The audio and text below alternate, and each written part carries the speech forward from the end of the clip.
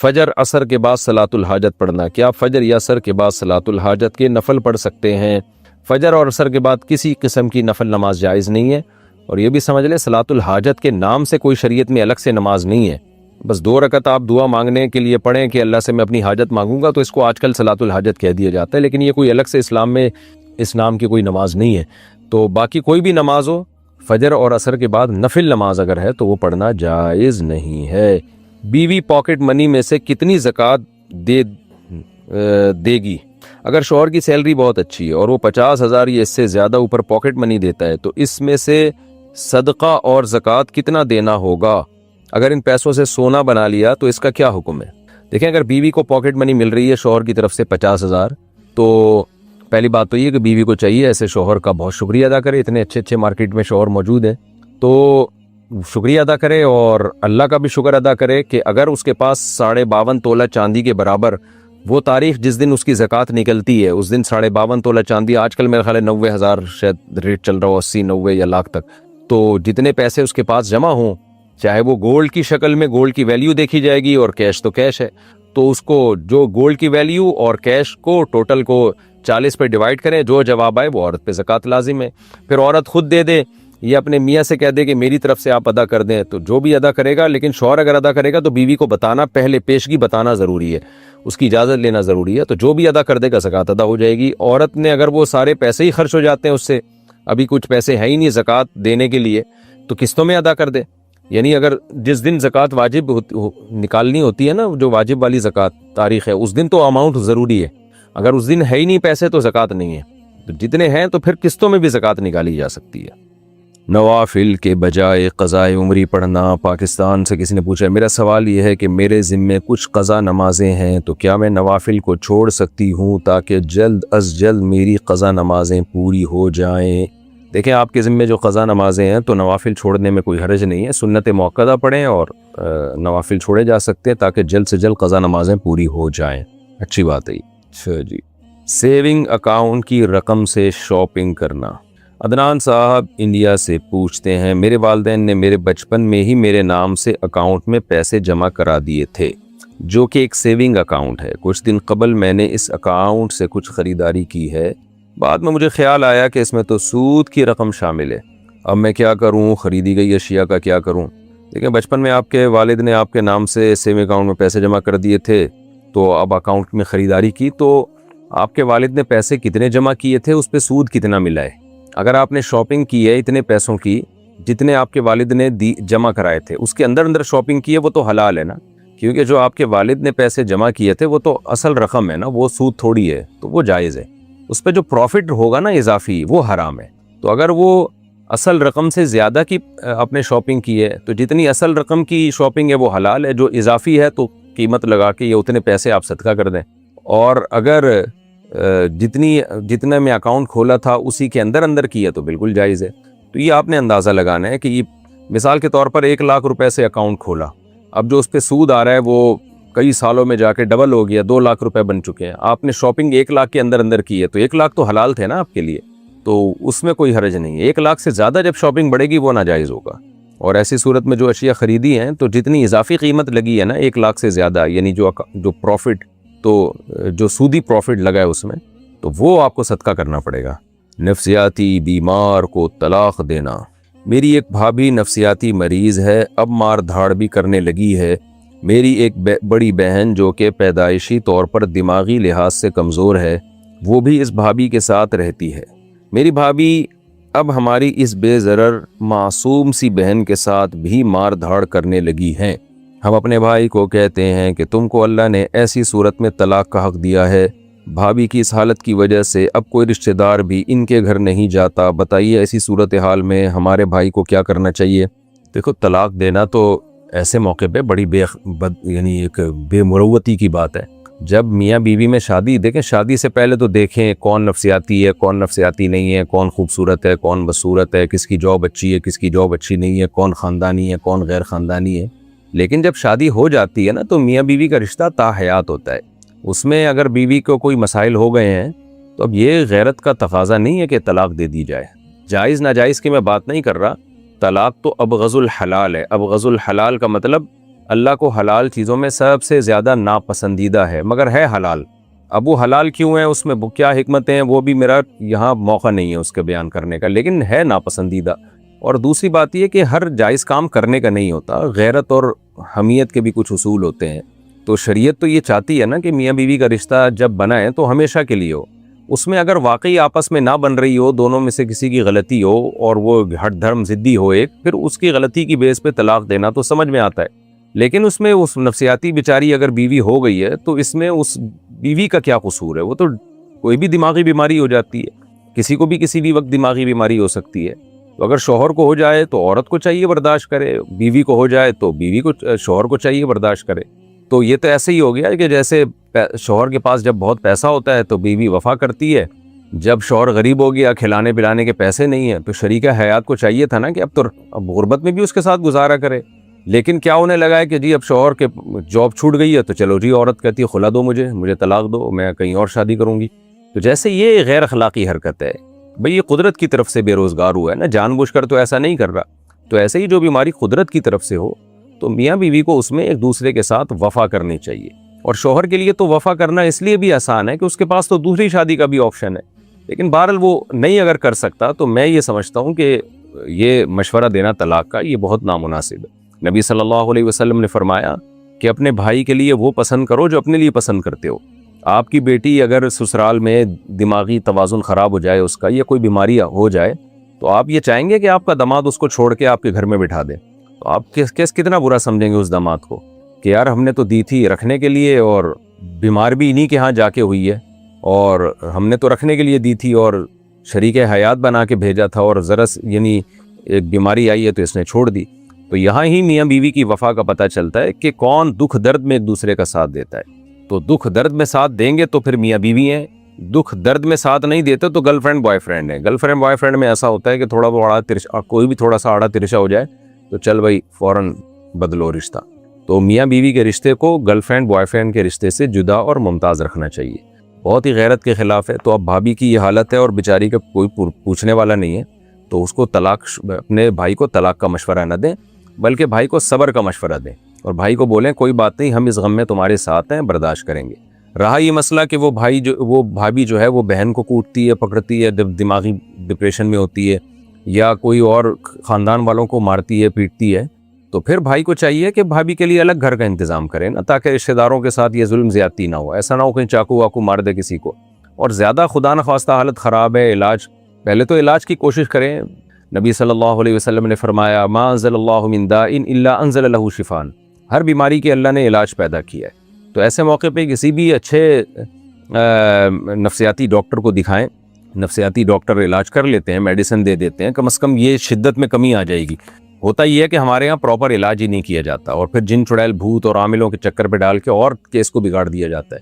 تو کسی اچھے ڈاکٹر سے کنٹینیو مسلسل علاج کرائیں، اس کنڈیشن سے باہر نکل آئیں گی انشاءاللہ۔ میں نے دیکھے ہیں دنیا میں کچھ ایسے نفسیاتی مریض جو بہت زیادہ مار دھاڑ کرتے تھے، میڈیسن لینے سے کم از کم اس پوزیشن سے وہ نکل آتے ہیں۔ تو آپ اپنے بھائی کو یہ مشورہ دیں کہ بھابھی کا پراپر علاج کرائیں، ان کو گولیاں دیں، اور پھر بھی اگر یہ کنڈیشن ختم نہیں ہوتی تو الگ رکھیں۔ آخری حربہ یہ ہے طلاق کے بجائے کہ بہت زیادہ کنڈیشن خراب ہوتی ہے تو کسی نفسیاتی ہاسپٹل میں رکھ دیں۔ بعض پیشنٹ ایسے ہوتے ہیں ان کو گھر میں رکھنا بہت ڈینجرس ہوتا ہے، کیونکہ وہ تو دماغ کام نہیں کر رہا، چاقو مار دیتے ہیں، بعض دفعہ چھری مار دی کسی کو، قتل نہ ہو جائے کسی کو، تو اس میں زیادہ نقصان کا خطرہ ہوتا ہے، یا کوئی حادثہ ہو سکتا ہے ان کے ساتھ۔ تو پھر ایسے موقع پہ کسی نفسیاتی ہاسپٹل میں ایڈمٹ کرا دیں ان کو۔ تو میں نہیں سمجھتا ایسے موقع پہ طلاق کا مشورہ دینا چاہیے، یہ بے مروتی ہے، اور میاں بیوی میں جو ایک وفا والا رشتہ ہے اس کے ہی خلاف ہے۔ قسطوں پر گاڑی خرید کر بیچ دینا۔ آصف صاحب گجرات انڈیا سے پوچھتے ہیں قسطوں پر گاڑی لے کر بیچ دینا اور پھر اس کی قسطیں ادا کرتے رہنا یہ جائز ہے یا نہیں؟ جائز ہے اگر قسطوں پہ ہو، بینکوں سے جو عام طور پر مل رہی ہوتی ہیں وہ قسطوں پر ہوتا ہے، لیکن اس میں سود ایڈ ہوتا ہے کہ جیسے جیسے لیٹ پیمنٹ ہوگی تو آپ پہ وہ قسط بڑھتی چلی جائے گی۔ تو اگر واقعی صحیح طریقے سے قسطوں پہ گاڑی خریدی ہے کسی نے، کسی شخص سے خریدی ہے، یا اسلامی بینک تو بیچنا ہی نہیں دے گا آپ کو نا، وہ قسطوں پہ جب دیتا ہے تو اس میں گاڑی بینک کی ملکیت میں ہوتی ہے، وہ رینٹ لے رہا ہوتا ہے آپ سے۔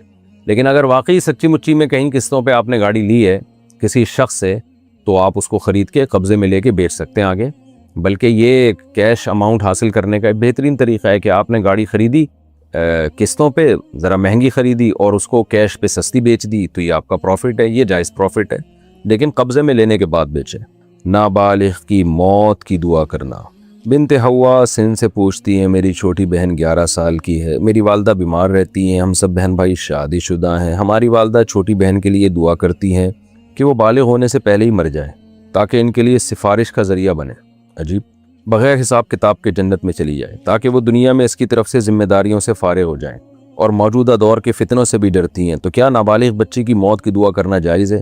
عجیب بات ہے، اماں اپنے بچی کے لیے دعا کر رہی ہیں، یہ تو دعا نہیں ہے، تو بد دعا ہے۔ بچی کی زندگی کے لیے دعا کریں، اللہ اس کو خوشیاں دے، جو اللہ نابالغ بچی کو موت دے سکتا ہے وہ بلوغت کے بعد خوشیاں بھی تو دے سکتا ہے نا، تو یہ الٹی دعا کیوں کی جا رہی ہے کہ بغیر حساب کتاب کے جنت میں چلی جائے؟ آپ یوں دعا کریں کہ اللہ اس کو بلوغت دے اور اس کو لمبی عمر دے اور نیک اعمال کی توفیق دے تاکہ حساب و کتاب کے بعد بھی جنت میں جائیے۔ تو نابالغ بچے کو جو جنت ملے گی وہ بالغ جس نے اعمال کیے ہوں گے اس جیسی جنت تھوڑی ملے گی۔ جو بالغ لوگ نیک عمل کر کے جنت میں جائیں گے وہ جنت تو بہت اعلیٰ درجے کی جنت ہوگی۔ اور رہا یہ مسئلہ کہ نابالغ بچہ تاکہ ہماری سفارش کرے، تو یوں دعا کریں، اللہ یہ بالغ ہو اور اتنے نیک اعمال کرے کہ تو اس کی سفارش ہمارے حق میں قبول فرما۔ یہ بات تو ٹھیک ہے کہ نابالغ بچہ سفارشی بنتا ہے، لیکن بالغ کے اگر اچھے اعمال ہوں گے وہ بھی تو سفارشی بنتا ہے نا، تو بالغ کی دعا مانگ لیں کہ اللہ اس کو بالغ بھی کرے اور نیک بھی بنائے اور اچھے اعمال کی توفیق دے۔ مسئلہ سارا یہ ہے کہ ہمارے ہاں بچیوں کے رشتوں کے مسائل ہیں، جس کی وجہ سے ماں باپ یہ سب کچھ کرنے پر، سوچنے پر مجبور ہو جاتے ہیں۔ رشتوں کے بڑے مسائل ہیں، بچیاں بوجھ بنتی جا رہی ہیں۔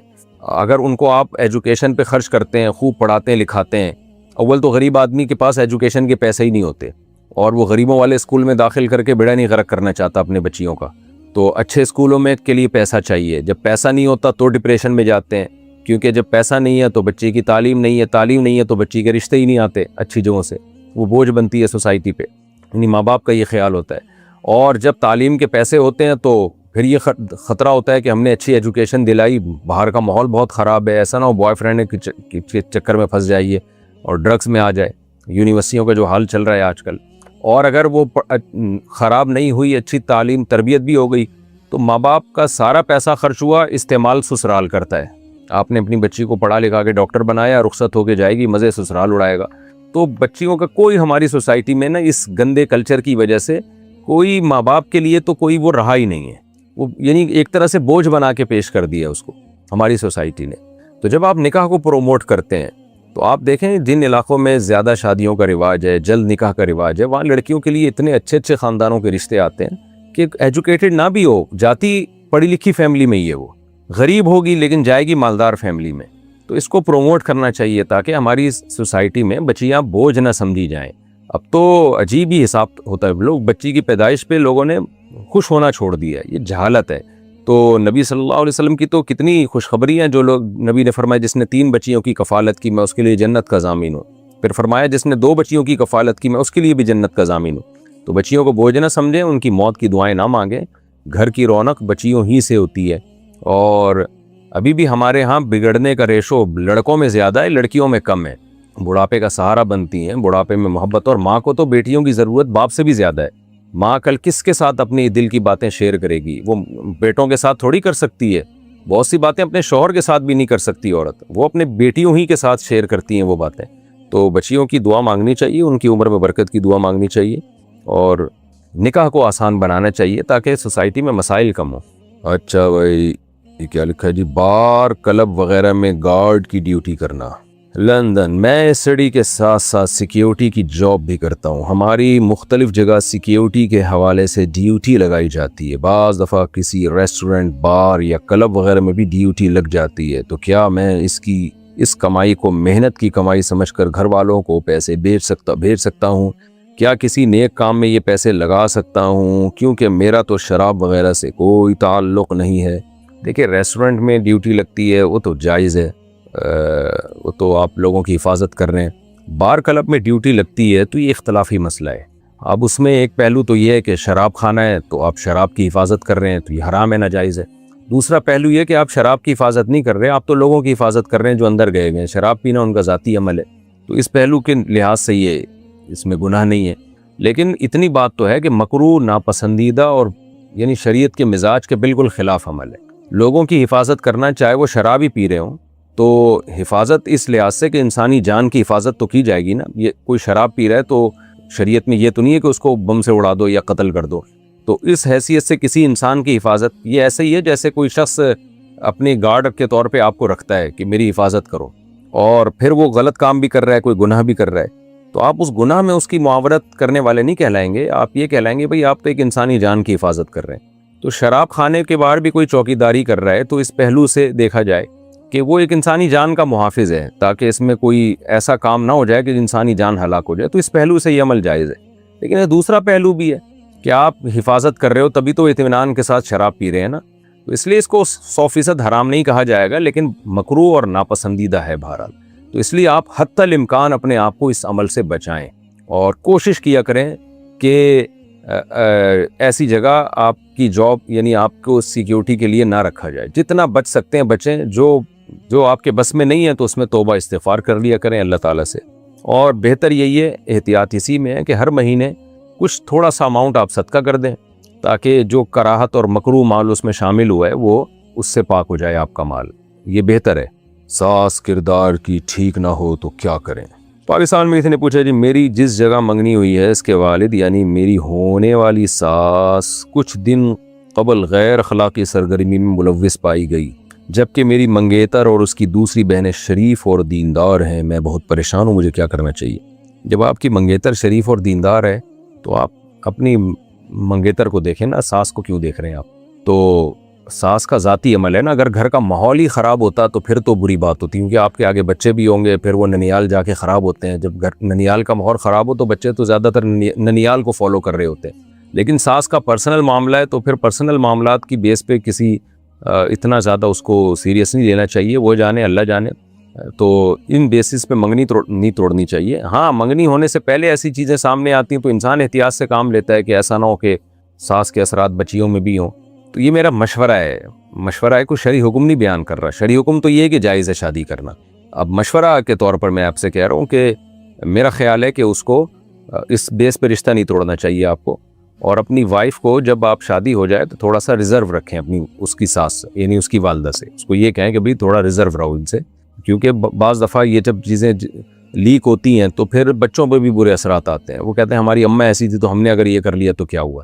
اس کے اثرات آنے کا خطرہ ہوتا ہے. غیر ذات میں چھپ کر نکاح کرنا.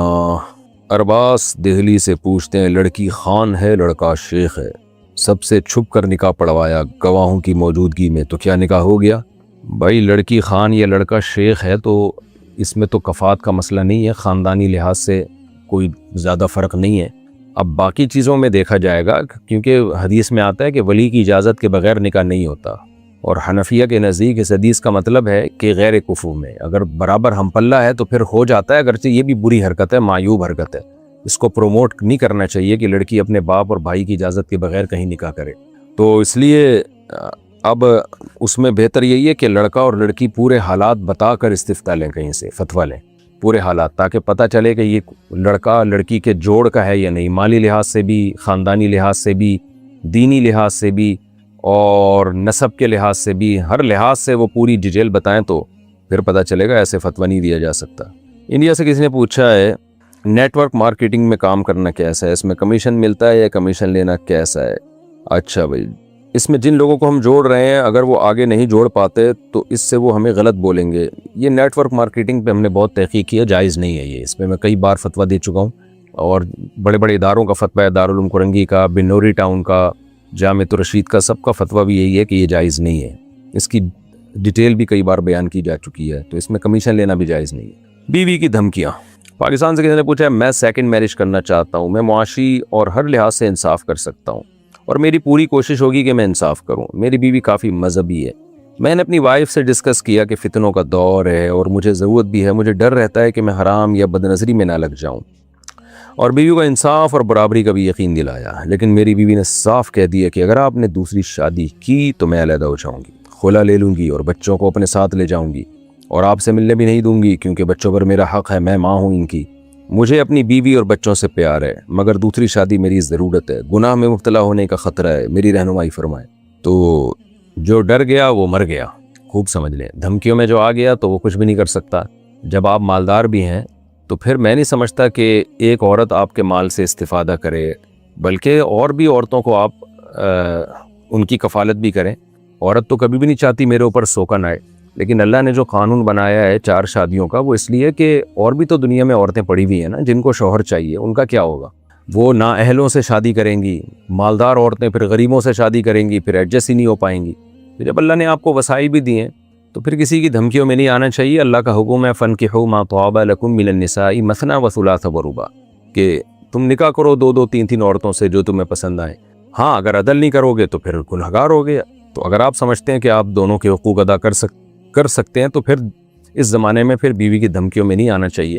اس کی وجہ یہ ہے کہ جتنے لوگ نہیں کر رہے، دھمکیوں کے خوف سے ہی تو نہیں کر رہے نا۔ اگر ان کی بیویاں کہہ دیں آپ کر لیں تو کون پھر چھوڑے گا؟ ہر آدمی کرے گا، وہ تو بیوی ہی کا مسئلہ ہوتا ہے۔ اس سے نقصان یہ ہو رہا ہے سوسائٹی میں زنا بہت تیزی سے پھیل رہا ہے، اور صرف مردوں میں نہیں، جن لڑکیوں کو شوہر نہیں مل رہے وہ کہاں جائیں گی؟ آپ دیکھیں سوسائٹی میں سروے کر کے دیکھیں، بیڑا غرق ہو گیا لڑکیوں کا۔ بیٹیاں باپوں پہ بوجھ بن گئی ہیں۔ بیٹی پیدا ہوتے ہی ماں باپ پریشان ہوتے ہیں کہ اس کا ہوگا کیا، اتنے سخت حالات خراب ہو گئے۔ تو اس لیے اس میں کسی کی دھمکیوں کے اثر میں نہیں آنا چاہیے۔ بیوی کو محبت سے سمجھا دیں کہ میں آپ سے محبت کرتا ہوں، کرتا رہوں گا، اور میرے دل میں آپ کی ویلیو کم نہیں ہوگی، اور پھر آپ شادی کر لیں، بتا دیں۔ اگر اس نے خلا لینا ہوگا تو ویسے اصولی طور پر تو خلا ہوتا ہی نہیں ہے اس طریقے سے۔ اگر عورت کورٹ سے خلا لے لے گی وہ شرعاً کالعدم ہے، کہیں اس بیس پہ نکاح کرے گی تو وہ نکاح نہیں ہوگا، وہ زنا ہوگا، جب تک آپ خلا نامے پہ سائن نہیں کریں گے۔ دوسری بات یہ کہ بچوں پہ یہ کہنا کہ ماں کا حق ہے، ماں کا بھی حق ہے، باپ کا بھی حق ہے، دونوں کا حق ہے۔ تو جب بچے چھوٹے ہوتے ہیں تو ماں کے پاس رہتے ہیں، جب بڑے ہوتے ہیں 9 سال کے ہو جائیں اور لڑکا 7 سال کا ہو جائے تو پھر باپ کا حق ہے، اور بالغ ہونے کے بعد دونوں طرف جہاں چاہے بچے رہیں۔ تو اور تربیت میں باپ ہی کو اللہ تعالیٰ نے اس نیچرل جو گارڈین ہے وہ باپ کو بنایا اللہ تعالیٰ نے، اطاعت باپ کی ہوگی، لیکن رہیں گے ماں کے پاس بھی باپ کے پاس بھی۔ تو یہ جو حساب کتاب ہے نا، اگر ہم اسی طرح خواتین کی باتوں میں آتے رہے جیسے کہ آتے ہیں، نبی صلی اللہ علیہ وسلم نے ارشاد فرمایا، صحیح بخاری کی حدیث ہے، لن یفلح قوم ولوا اہم امورہم الی المرأة، وہ قوم ہرگز کامیاب نہیں ہو سکتی جو اپنے اہم معاملات عورت کے سپرد کر دے۔ خواتین یہ بات سن کے غصہ تو کرتی ہیں کہ یہ کیا بات ہوئی کہ ہمارے خلاف حدیث جا رہی ہے، تو آپ کے حق میں بھی تو بہت ساری حدیثیں ہیں نا۔ اللہ تعالیٰ نے سربراہ اور ڈیسیجن میکر جو بنایا وہ تو مرد کو بنایا ہے، کیونکہ اگر اسی طرح خواتین کی حکومت شروع ہو گئی اور شادی بھی ان سے پوچھ کے کی جائے اور آگے بڑے بڑے فیصلے بھی ان سے پوچھ کے کیے جائیں تو نظام عالم برباد ہو جائے گا۔ گھروں میں دیکھ لینا، جن گھروں میں مردوں کی نہیں چلتی، عورتوں کی چلتی ہے، خواتین کی چلتی ہے، تو ان گھروں کا حشر تو دیکھیں کیا ہے، آپ خود جا کے دیکھ لیں، وہ فیملی سسٹم تباہ ہو جاتا ہے پورا۔ تو اللہ تعالیٰ نے مرد اور عورت دونوں کی نیچر کو دیکھ کے احکام نازل کیے۔ عورت کے حقوق میں اللہ نے یہ نہیں کہا کہ اس کو سربراہ بناؤ، بلکہ عورت کے حقوق میں یہ ہے کہ اس کو رسپیکٹ دو، اس کو محبت دو، اس کے حقوق پورے کرو۔ جیسے ہمارے نبی صلی اللہ علیہ وسلم اپنی زوجہ حضرت عائشہ سے محبت کرتے تھے۔ امی عائشہ فرماتی ہیں، جہاں سے میں پانی پیتی تھی برتن میں، جس جگہ سے، اسی جگہ سے نبی صلی اللہ علیہ وسلم اپنے منہ لگا کے پانی پیا کرتے تھے۔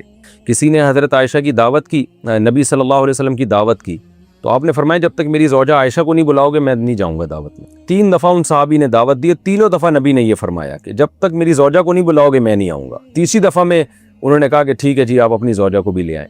تو محبت دینی ہے عورت کو، لیکن سربراہ نہیں بنانا۔ نبی صلی اللہ علیہ وسلم گھر میں سربراہ پیغمبر ہی تھے۔ تو آج ہو یہ گیا ہے کہ محبت تو دیتے نہیں ہیں، باپ بنا لیتے ہیں اس کو۔ تو محبت دینی چاہیے، باپ بنانے کا حکم نہیں ہے، اس کو سربراہ بنانے کا حکم نہیں ہے۔ تو سربراہ گھر کے مرد ہی ہوں گے، ڈیسیجن میکر مرد ہی ہوں گے، ڈیسیجن پاور بھی مردوں کے پاس ہی ہونی چاہیے، ورنہ سارا نظام تباہ ہو جائے گا۔ اور اس میں عورت کا بھی فائدہ ہے، اگر آپ مرد میں ڈیسیجن پاور نہیں ہے، وہ فیصلہ نہیں کر پاتا، تو اس میں نقصان کس کا؟ عورت کا ہی ہو رہا ہے نا۔ اب آپ بیوی کی دھمکیوں میں آ کے اگر جس طرح سے آج کل مرد کیا کر رہے ہیں، دوسری شادی نہیں کر رہے، تو نقصان کس کا؟ مرد کا تھوڑی ہو رہا ہے، عورت کا نقصان ہو رہا ہے۔ دوسری شادی کر کے پھنستا تو مرد ہے، فائدہ تو عورت کو ہوتا ہے، جو دوسری بیوی بنتی ہے، تیسری بیوی بنتی ہے، چوتھی بیوی بنتی ہے، اس کو ایک کفالت کا انتظام ہوتا ہے، اس کی حلال تسکین کا ذریعہ بنتا ہے مرد، اس کے اولاد کا کفیل ہوتا ہے، ذمہ دار ہوتا ہے، تو اس کو تو بہت سارے فائدے حاصل ہوتے ہیں۔ تو یہ فائدے عورت ہی کو تو حاصل ہوتے ہیں نا، تو عورت ہی عورت کا نقصان کر رہی ہے ہماری سوسائٹی میں۔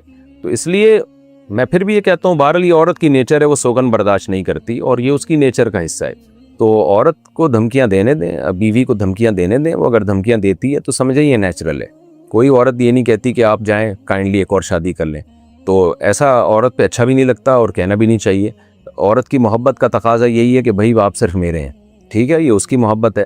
متنبی ایک شاعر ہے نا, اس نے کہا تھا لِأَحِبَّتِي أَن يَمْلَؤُوا بِالصَّافِيَاتِ الْأَكْوَبَ وَعَلَيْهِمِ أَن يَشْرَبُوا وَعَلَيَّ أَلَّا أَشْرَبَ, کہ شراب خانے میں جاتا تھا تو اس کے دوست اس کو بھی پلاتے تھے شراب پیو, یہ شراب نہیں پیتا تھا. تو یہ کہتا تھا میرے دوستوں پر یہی لازم ہے کہ مجھے پلانے کی کوشش کریں, کیونکہ ان کو شراب سے محبت ہے تو وہی ان کا اکرام اسی میں ہے کہ مجھے پلائیں, لیکن مجھ پر ہے کہ میں نہ پیوں کیونکہ میں شراب کو گندا سمجھتا ہوں. تو بیوی پر یہی ہے کہ وہ آپ کو دوسری شادی سے روکے, اس کی محبت کا تقاضا ہے, اور آپ کی مردانگی کا تقاضا یہ ہے کہ آپ نہ رکیں. تو اب محبت اور مردانگی میں مقابلہ ہو رہا ہے, تو اب دیکھتے ہیں کون جیتتا ہے اس میں. تو خلاصہ یہی ہے کہ دوسری خواتین کا بھی خیال کریں. بہت سی بیوہ طلاق یافتہ خواتین ہیں جن کی عمریں نکل رہی ہیں, برباد ہو رہی ہیں, گھروں میں بیٹھی ہوئی ہو, تو ان کا خیال کریں اور ایک اور شادی کر لیں. جادو کا الزام. شمس الرحمن چترال سے پوچھتے ہیں, میرا ایک بہنوئی مجھ پر اور میری امی پر الزام لگا رہا ہے کہ ہم اس پر جادو کرتے ہیں. پہلے بھی ایک دفعہ الزام لگا چکا ہے, اس مسئلے کا حل بتا دیں, قریبی رشتہ خراب ہونے کا امکان ہے. اللہ آپ کے بہنوئی کو ہدایت دے, انسان بنائے. کسی پہ کسی قسم کا جب تک یقینی دلیل نہ ہو آپ الزام نہیں لگا سکتے, یا مضبوط قرینہ ہو تو. اور ویسے بھی یہ جادو وادو کا اثر جو ہے نا ان لوگوں پر ہوتا ہے جن کی قوت ارادی خراب ہوتی ہے, خود ہی کمزور ہوتے ہیں. وہ پیغمبر پہ صلی اللہ علیہ وسلم پہ جو جادو کا اثر ہوا اس کی حکمتیں کئی بار بیان کر چکا ہوں کہ وہ تو اس لیے تاکہ لوگ آپ کو جادوگر نہ سمجھیں. یہودی آپ کو جادوگر کہتے تھے نا, تو اللہ نے تھوڑا سا جادو ہونے دیا, ورنہ جادو نہیں ہوتا اتنے آرام سے, ایسے تو دنیا کا نظام تباہ و برباد ہو جائے. تو اس لیے اپنے بہنوئی کو, یہ کہیں عامل وامل کے پاس بیٹھ رہا ہوگا آپ کا بہنوئی, عامل لوگ ایسی باتیں کر کر کے دماغ خراب کر دیتے ہیں, تو اس کو عاملوں سے ہٹائیں اور اپنی سسٹر کو بولیں, اپنی بہن کو بولیں بہنوئی کو کنٹرول کرے. لیڈی ڈاکٹر کا مرد مریضوں کو چیک کرنا. میں ایک میڈیکل اسٹوڈنٹ ہوں, مجھے پوچھنا یہ ہے کہ ہمیں میل فیمیل سب کو چیک کرنا ہوتا ہے. امتحان میں بھی نبض وغیرہ چیک کرنے کے لیے میل کو بھی بٹھا دیتے ہیں. میں کہتی ہوں فیمیل کو بٹھائیں, تو کہتے ہیں کہ اگر ابھی چیک نہیں کرو گی تو بعد میں بھی چیک کرنا پڑ سکتا ہے, اگر میں چیک کرنے سے انکار کروں تو فیل کر دیں گے, بتائیے میں کیا کروں. اللہ کا خوف چونکہ ہمارے ہاں ختم ہوتا جا رہا ہے, بس دنیا ہی سب کچھ رہ گیا ہے, اللہ کے حکام کو پس پش ڈال دیا ہے. اللہ تعالیٰ نے مرد اور عورت کو اختلاط سے بھی منع کیا, ایک دوسرے کی باڈی کو ہاتھ لگانے سے بھی منع کیا, لیکن ہم لوگ فالو کر رہے ہیں گوروں کو. ہم چاہ رہے ہیں کہ ترقی ہم ان جیسی کریں اور پھر مادر پدر آزاد ہو جائیں, بالکل زنا پھیلے سوسائٹی میں. تو اللہ دیکھ رہا ہے, جس نے بنایا ہے نا وہ نہیں چھوڑے گا, وہ انتقام لے گا. اللہ کہتے ہیں فریحوا بما عندهم من العلم, پچھلی قوموں کے پاس جو نالج تھی نا, علم تھا دنیا کا علم, اس پہ وہ فخر کرتے تھے اور ہمارے حکام کو پس پش ڈال دیا. تو آج بھی یہی ہے کہ میڈیکل سائنس ہی کو اور جو سائنس کے دوسرے شعبے ہیں انہی کو انسان نے خدا بنا لیا ہے, اور جو اصل اوریجنل خدا ہے جس نے پیدا کیا, جو نعمتیں دے رہا ہے, اس کی کوئی ویلیو نہیں ہے. تو اس برے ماحول میں سروائیو کرنا ایک شریف لڑکی کے لیے بڑا مشکل کام ہو جاتا ہے, ایک عزت دار عورت کے لیے بڑا مشکل ہو جاتا ہے. آپ ان کو سمجھائیں کہ بھائی میں میل کو نہیں چیک کر سکتی, میں فیمیل ہی کا زندگی بھر علاج کروں گی, مجھے میل کا علاج کرنا ہی نہیں ہے, تو مجھے کیوں آپ ٹریننگ دے رہے ہو. پھر بھی اگر مجبوری ہے تو پھر آپ ہاتھوں میں گلوز وغیرہ لے کے کوئی ایسا یعنی پہن کے جو ہے نا نبض چیک کر لیں, مجبوری ہے, اور توبہ استغفار بھی کریں. اور جیسے ہی آپ یعنی اس ایجوکیشن سے فارغ ہوں تو پھر آپ یہ عزم کریں کہ میں مردوں کا علاج نہیں کروں گی, میں صرف خواتین کا علاج کروں گی. لیڈی ڈاکٹروں کی ضرورت ہے خواتین کے لیے, مردوں کے لیے میل ڈاکٹر بہت ہیں. مجبوری ہو تو مرد بھی بعض دفعہ ہوتا ہی ہے کہ ہم ہاسپٹل میں جاتے ہیں تو لیڈی ڈاکٹر بیٹھی ہوئی ہوتی ہے, تو وہ بھی ہسپتال کی غلطی ہے کہ آپ نے میل کے لیے فیمیل کو کیوں بٹھایا. پیشنٹ تو بیچارہ مجبور ہوتا ہے, وہ ڈاکٹر نہیں بدل سکتا, دوسرے ڈاکٹر کا ٹائم ہی الگ ہوگا. تو مجبوری کے حکام الگ ہیں, لیکن آپ حتی الامکان کوشش کریں اپنے آپ کو اس عذاب سے بچائیں. میں اتنے واقعات ہیں میرے پاس جو لوگ شیئر کرتے ہیں, جو فیمیل ڈاکٹرز میل کا علاج کر, خاص طور پہ ڈینٹسٹ میں. ڈینٹسٹ میں تو بالکل ہی منہ میں گھسا ہوا ہوتا ہے بندہ. اب میل ڈاکٹر ہے وہ فیمیل ڈاکٹر کا علاج کر رہا ہے, فیمیل لڑکی کا علاج کر رہا ہے, دانتوں میں گھسا ہوا ہے وہ, یا فیمیل لڑکی ہے ڈاکٹر ہے اور وہ میل یعنی مرد کے دانت چیک کر رہی ہے. تو اتنے گھر تباہ ہو چکے ہیں نا اس چکر میں. یعنی ہمارے پاس ایسے کیس آئے ہیں کہ ایک خاتون نے کہا کہ میرا شوہر چونکہ ڈینٹسٹ ہے, وہ لڑکیوں کے دانت چیک کرتے کرتے نا ان کے گھر تک پہنچ جاتا ہے, اور کیا کچھ ہو رہا ہے سوسائٹی میں, ساری باتیں اوپن ہوتی بھی نہیں ہیں. تو میں بدگمان نہیں کر رہا آپ کو ڈینٹسٹ سے کہ ڈینٹسٹ سارے خراب ہوتے ہیں, لیکن ہم خرابی کے اسباب کیوں اختیار کریں, خرابی کے اسباب کیوں اختیار کریں. تو اللہ کا خوف ختم ہو گیا، اللہ تعالیٰ نہیں چھوڑے گا. اللہ نے کہا ہے کہ تمتعوا فإن مصيركم إلى النار، اڑاؤ مزے، آنا تم نے جہنم کی آگ کی طرف ہی ہے. تو ترقی کر لو گے آپ لیکن آخرت برباد ہوگی. اب جس کا آخرت پہ یقین نہیں ہے وہ اس سے بھی زیادہ کرے، وہ تو نائٹ کلبوں میں جا کے برہنہ ناچے. وہ جیسے انگریز تو آخرت پہ یقین نہیں رکھتے، وہ تو سب کچھ کر رہے ہیں، وہ تو ہومو سیکشولیٹی کو بھی پروموٹ کر رہے ہیں. ابھی جو ہے وہ جو جس انتہا تک پہنچ سکتے ہیں وہ پہنچ رہے ہیں، اس کو باقاعدہ لیگل کر رہے ہیں وہ لوگ. تو ان کے ہاں تو اصول وہ آخرت کو مانتے ہی نہیں ہے. تو جو نہیں مانتا اس کے لیے سب ٹھیک ہے پھر، لیکن اگر آپ آخرت کو مانتے ہو نا تو پھر اللہ نہیں چھوڑے گا، پھر یہ ذہن میں رکھنا. تو آپ کو میں یہی کہوں گا کہ جس حد تک بچ سکتی ہیں بچیں، جہاں ناممکن ہو بچنے کے لیے تو پردے کی پابندی کے ساتھ، اور ہاتھ میں کوئی گلوز وغیرہ لے لیں یا کوئی کپڑا ہو جس سے نفس چیک کر لی، اور اپنے آپ کو بچائیں اس برائی سے جس حد تک ممکن ہو. خواتین کا جوڑا باندھنا. محمد ابن حذیفہ ممبئی سے پوچھتے ہیں عورتوں کے لیے بالوں کا جوڑا بنانا نماز اور غیر نماز میں کیسا ہے؟ عام طور پر 3 طریقے سے بنایا جاتا ہے، سر کے اوپر، سر کے پیچھے اور گردن پر. وضاحت فرما دیں. سر کے اوپر بنانا حرام ہے، ناجائز ہے، حدیث میں ممانعت ہے. سر کے پیچھے بنا سکتی ہیں. نانی کی بہن کی بیٹی سے نکاح کرنا. دلاور رحیم یار خان. میرا سوال یہ ہے کہ گھر والے جہاں میرا رشتہ کرنا چاہتے ہیں اس لڑکی کی ماں میری دادی کی سگی بہن ہے. لڑکی کی ماں آپ کی دادی کی سگی بہن یعنی آپ کی والدہ کی کزن ہوئی نا پھر. تو لڑکی طلاق یافتہ ہے، کیا ایسی لڑکی سے میں نکاح کر سکتا ہوں؟ اپنی ماں کی کزن سے نکاح کر سکتے ہیں، ماں کی سگی بہن سے نکاح نہیں ہوتا، والدہ کی کزن سے نکاح ہو سکتا ہے، تو جائز ہے. لا علمی میں سودی معاملہ. فاطمہ صاحبہ پاکستان سے پوچھتی ہے میں نے ایک پلاٹ انسٹالمنٹ پر لیا اور مجھے معلوم نہیں تھا کہ اس پر لیٹ پیمنٹ چارجز ہیں، نہ ہی مجھے یہ علم تھا کہ لیٹ پیمنٹ چارجز سود کے زمرے میں آتے ہیں. خیر کانٹریکٹ ہو چکا ہے، میں نے کبھی لیٹ پیمنٹ نہیں کی، ٹائم پر ہی پیمنٹ ہو جاتی ہے. مگر یہ بتائیے کہ اس صورتحال میں مجھے کیا کرنا چاہیے؟ کیا کانٹریکٹ ختم کر دینا چاہیے اور پلاٹ کی کچھ قیمت خیراتی کام میں لگا دینی چاہیے؟ برائے مہربانی حل بتائیں. دیکھیں وہ جو سودی معاملہ ہوا وہ تو ناجائز تھا، لیکن اب آپ کوشش کریں کہ پلاٹ کی جو ہے نا جلد سے جلد پیمنٹ ادا کر دیں اور سود لگنے سے پہلے پیمنٹ ادا کر لیں تو جائز ہے. لیکن جو ہو چکا اس پہ توبہ استغفار کریں. اور اگر آپ یہ سودا ہی کینسل کر دیں تو اور زیادہ اچھی بات ہے، احتیاط کی بات ہے یہ کہ لیکن کرتا کون ہے کینسل اتنے آرام سے؟ تو بہتر تو یہی ہے کہ سودا کینسل کر دیں. آپ کہیں بھی پلاٹ واپس لو اور مجھے پیسے واپس کر دو، اگر وہ کر دیں تو اچھی بات ہے، اور پھر دوبارہ صحیح کانٹریکٹ کریں. صحیح ضعیف اور صریح حدیث میں فرق. انویز لاکھانی انڈیا سے کہتے ہیں صحیح حدیث، ضعیف حدیث اور صریح حدیث میں کیا فرق ہے؟ دیکھیں صحیح حدیث کی تو ایک ڈیفینیشن ہے جو بھی علم حدیث پڑھنے والے طلبہ ہیں ان کو پڑھائی جاتی ہے.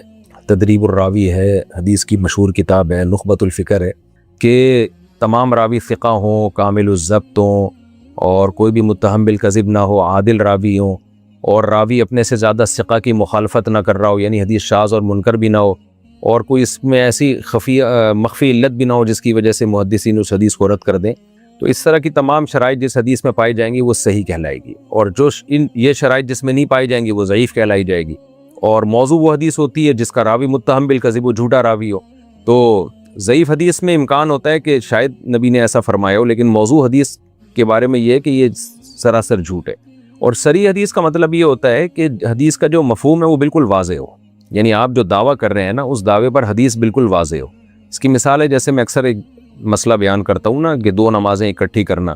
اب سفر میں جو 2 نمازیں نبی صلی اللہ علیہ وسلم نے اکٹھی پڑھی ہیں تو اس کے بارے میں کیا ہے کہ اکٹھی کا کیا مطلب ہے؟ کیا نماز کو قضا کر کے دوسرے ٹائم پہ پڑھا؟ تو جن حدیثوں میں آتا ہے نا 2 نمازیں اکٹھی پڑھی ہیں وہ یا تو صحیح نہیں ہے، ضعیف حدیث ہیں، اور اگر صحیح ہیں تو صریح نہیں ہے، یعنی ان میں یہ وضاحت نہیں ہے کہ نماز کو قضا کر کے پڑھا ہے. تو اس طرح کی بحث فقہ میں چلتی ہے کہ بھئی یہ حدیث صحیح تو ہے لیکن اپنے معنی پر صریح نہیں ہے، واضح نہیں ہے. تو جہاں بھی ایسی کوئی حدیث ہوگی کہ جس کے معنی اور مفہوم واضح نہیں ہوں گے تو اس کو کہا جائے گا غیر صریح ہے، یعنی اپنے معنی پر جو اس سے معنی مفہوم ہو رہا ہے پہلی دفعہ میں وہ واضح طور پہ مفہوم نہیں ہو رہا، یہ واضح معنی نہیں ہے. ہم بعض دفعہ کوئی دلیل پیش کرتے ہیں نا یا گواہوں کا ہم بیان لیتے ہیں تو گواہ تو ثقہ ہوتے ہیں، لیکن وہ گواہ جو بیان دے رہے ہوتے ہیں وہ بیان مغلق ہوتا ہے. جج کہتا ہے کہ بھئی یہ جو دعویٰ ہے نا آپ کا، یہ ان کا بیان اس دعوے سے پوری طرح میچ نہیں کر رہا. تو گواہی تو صحیح لوگوں کی ہوتی ہے لیکن وہ جو الفاظ ہوتے ہیں گواہوں کے وہ اس دعوے کے لیے مطابق پورے نہیں ہوتے، تو کہا جائے گا ان کا بیان جو ہے نا گواہوں کا صریح نہیں ہے، یوں کہا جائے گا صریح نہیں ہے. تو بیان یعنی ان کی جو بات ہے، راوی چونکہ گواہ چونکہ ثقہ ہیں، قابل اعتماد ہیں، اس لیے گواہوں پہ تو ہمیں اعتراض نہیں ہے، لیکن ان کا جو دعوے کے حق میں جو ان کا بیان ہے نا، وہ بیان صریح نہیں ہے اپنے مدعا پر، تو اس کو کہا جائے گا غیر صریح۔ اور اگر وہ گواہی قابل اعتماد نہ ہو تو ان کی بات ہی ضعیف ہوگی، بات ہی کمزور ہوگی، چاہے وہ صریح ہو یا نہ ہو، اس سے کوئی فرق نہیں پڑتا۔ تو حدیث میں بھی ایسا ہی ہے کہ راوی ثقہ ہو اور سند متصل ہو اور شاذ اور منکر بھی حدیث نہ ہو تو وہ حدیث صحیح ہے۔ پھر آگے یہ الگ بحث ہے کہ صحیح تو ہے، لیکن جو آپ دعویٰ کر رہے ہیں حدیث سے وہ پورا ثابت بھی ہوتا ہے کہ نہیں ہوتا، تو اس بارے میں ہم بہت سے علماء یہ دعویٰ کرتے ہیں بھئی حدیث اس معنی میں صریح نہیں ہے۔ انویسٹمنٹ پر فکس منافع وصول کرنا، فریحہ صاحبہ ملتان سے پوچھتی ہیں۔